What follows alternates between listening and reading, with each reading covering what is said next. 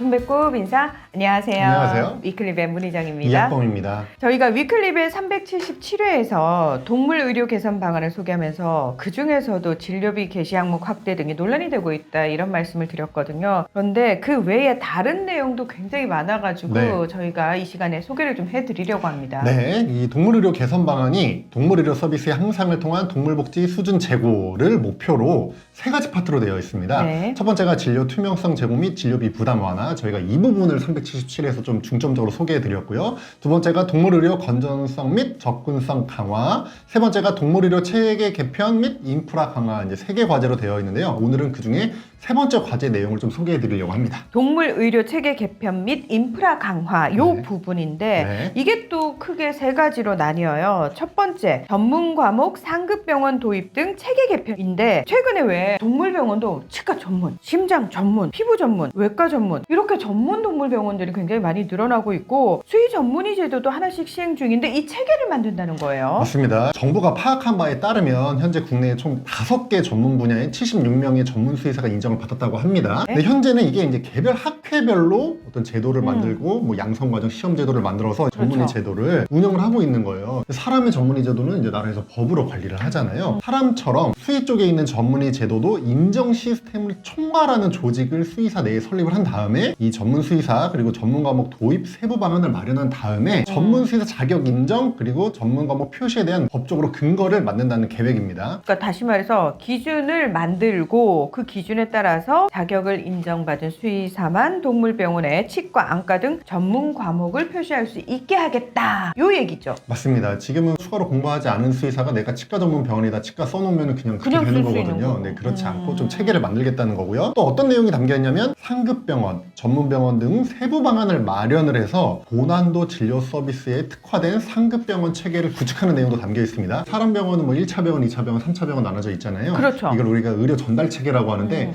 동물 쪽도 이런 의료 전달 체계를 만들겠다는 겁니다. 굉장히 좀 드니즘 감이 있지만 결국은 이렇게 갈 수밖에 없지 않느냐라는 얘기 저희 예전부터 좀 많이 했었거든요. 맞습니다. 그리고 동물 의료 인력 역량 강화를 위한 양성체계 개선이라는 부분이 있는데 처음으로 수의대 인증 의무화가 계획에 담겼어요. 네, 현재 그 한국수의학교육인증원을 통해서 각 수의과 대학이 수의학 교육 인증을 받고 있습니다. 이미 10개 수의과 대학이 한 번 이상씩 다 받았고요. 받았어요. 근데 지금은 이게 뭐 법적으로 의무가 되어 있다거나 이런 게 아니라 그냥 이제 받는 거예요. 교육 수준을 개선하기 위해서, 시설을 개선하기 위해서. 그런데 이제 수의사법을 개정을 해서 수의학 교육 인증을 받은 학교 졸업생만 수의사 국가시험에 응시할 수 있도록 하겠다는 계획입니다. 수의학 교육 인증을 안 받으면 졸업생이 시험을 못 보니까 반드시 수의대가 받을 수밖에 없도록 하겠다는 거죠. 그리고 수의사 국가시험 관련해서도 사실 그동안 이 문제 제기 굉장히 많았어요. 학생들이 문제 정답 좀 공개해라 네. 이러면서 행정소송도 하고 그런데 이런 문제가 결국은 수의사 국가시험을 전담하는 조직이 없고 예산이 부족하기 때문이잖아요. 맞습니다. 그러면 수의사 면허시험 관리를 전문기관으로 좀 이관하고 실기시험을 강화한다 이런 내용도 사실은 필요했는데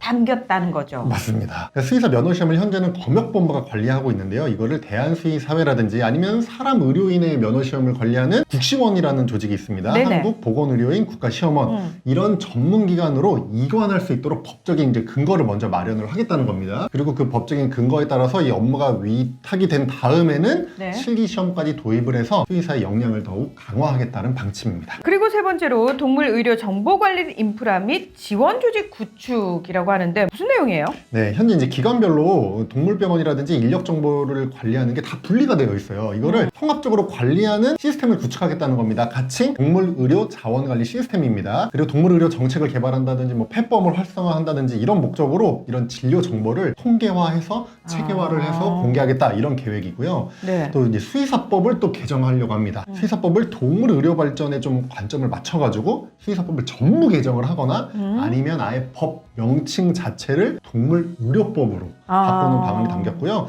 동물 의료 정책 집행을 위한 전문기관을 설치하고 지원하는 그런 내용을 검토하는 계획도 담겼습니다. 얘기를 들어보니까 이게 단시간에 될 것 같진 않은데 맞아요. 단순히 그럴싸하게 세웠다고 해서 중요한 문제가 아니잖아요. 실제로 정말 필요한 계획이 제대로 담겼는지 확인하는 과정도 꽤 정성 들여서 저희가 확인을 해야 되는 부분도 네. 있고요. 또 하나 계획은 그럴싸하게 세울 수 있어요. 네. 그런데 이게 실질적으로 이어져야 된단 말이죠. 맞아요. 구체성을 띌 수 있게 연결이 잘 잘 돼야 되기 때문에 사실은 요 과정에 저희 수의계뿐만 아니라 반려인들도 조금 관심을 가지고 지켜보시면 어떨까. 네. 그리고 중간중간에 혹여라도 정말 수의계와 관련 있는 반려인들과 관련 있는 내용은 좀 의견을 낼 수 있으면 좋겠다. 그런 네. 생각이 듭니다. 네. 아, 정책 쉽지 않은데요. 만들 때 제대로 만들어야 됩니다. 맞습니다. 네.